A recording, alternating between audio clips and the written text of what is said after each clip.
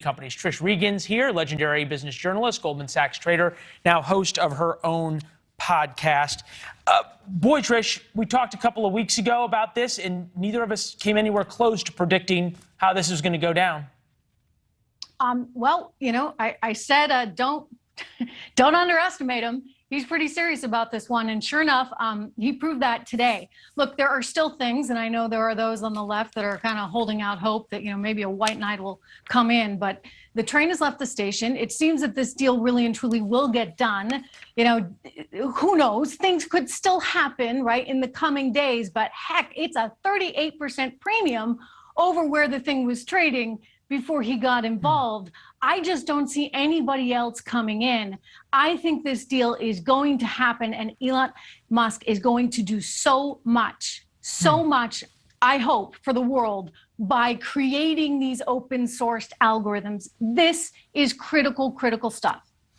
The NAACP was out with a statement within minutes, so clearly they thought this might be coming. Free speech is wonderful.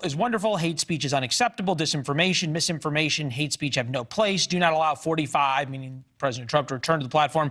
Do not allow Twitter to become a petri dish for hate speech or falsehoods that subvert our democracy. Perhaps too late. Protecting our democracy is the utmost importance, blah, blah, blah. How long till people start calling Elon Musk racist? Oh, I think it's coming for sure. I mean, they've already called him an oligarch, which is kind of an insensitive thing to say, given what especially now, yeah, in Ukraine, and given that he sort of single-handedly built an industry that they once loved from scratch. Look, I think he's going to get a lot of hate. I think there's going to be a lot of bad articles. We're already seeing them right now, accusing him of being an oligarch who wants to rule his utopian free speech kingdom.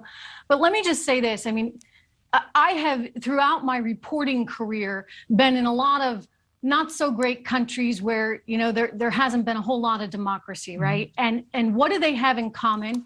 They have the inability for people to speak out. There is no free speech. There's only one way of thinking, and that's whoever's in charge in any given time, how you need to think. And consequently, Leland, what you see is that these societies typically do not trust their government at all. There is absolutely no faith in government. Why? Because they're not allowed, and they know they're not allowed, to see, think, hear, read anything else. Yeah, there's a reason that Twitter's banned in China and it's banned in Russia largely.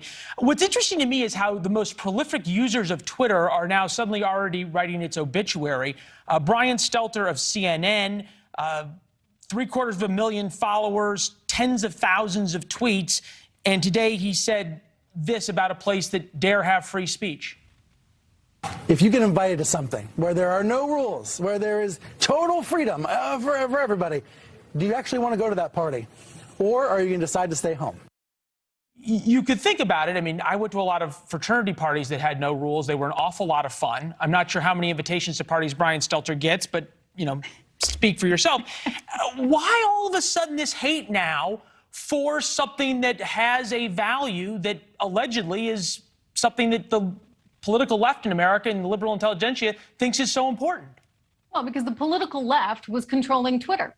I mean, think about that. I mean, you had a former New York Times reporter who said early on during the sort of height of COVID, when the vaccines first came out, that the vaccine may not protect you from actually getting COVID. It may save you from it being that much more deadly, but it would probably not ultimately protect you completely from getting COVID. The guy got deplatformed for life for that. I mean, he was never allowed to tweet again. I mean, this is sort of crazy stuff when there's an edict that's coming down from above, right, that the left agrees with, and anybody who challenges that, who asks a question or tries to point to another fact, is vulnerable to getting, quote unquote, deplatformed.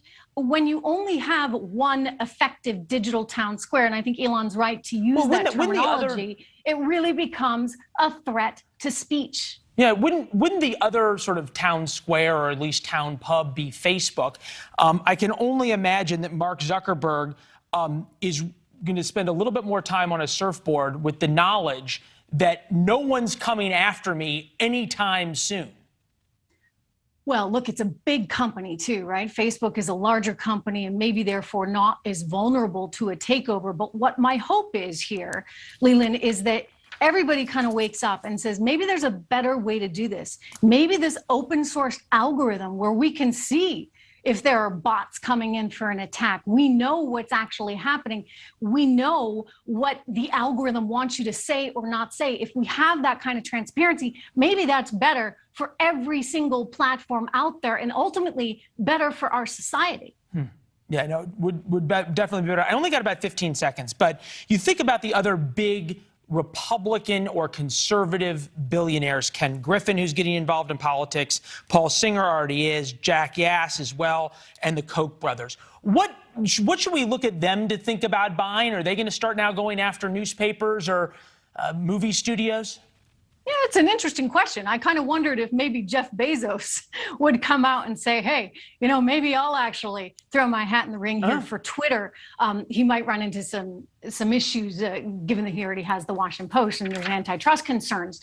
But look, I mean, it's not inconceivable. I think that there's always been an attraction for people with a whole lot of money that want to have influence in politics. Yes, to be drawn to the media. Yet simultaneously, I think Elon Musk is a little bit different. I mean, I think he's quirky and strange enough that, you know, he wants to go to Mars and build a colony, and he wants his, you know, tube from LA to San Francisco, and he wants these electric vehicles, and he does want freedom of speech. So, you know, maybe, you know, we'll see how this all shakes out ultimately, because again, I'm always a skeptic, but I'm hopeful on him. I do think, though, there is a tendency, Leland, for people who want to have more power and have power to try and influence situations however they can. Yeah, no, and then you have to watch what happens to his other businesses, right? If all of a sudden people start going after Tesla, and people who were Tesla enthusiasts for obvious reasons of climate change now suddenly turn on him because of the issues of it could happen. The issues on Twitter. Hey, Trish, it was great to see you. Thank you. Good to see you too, Leland. Yeah.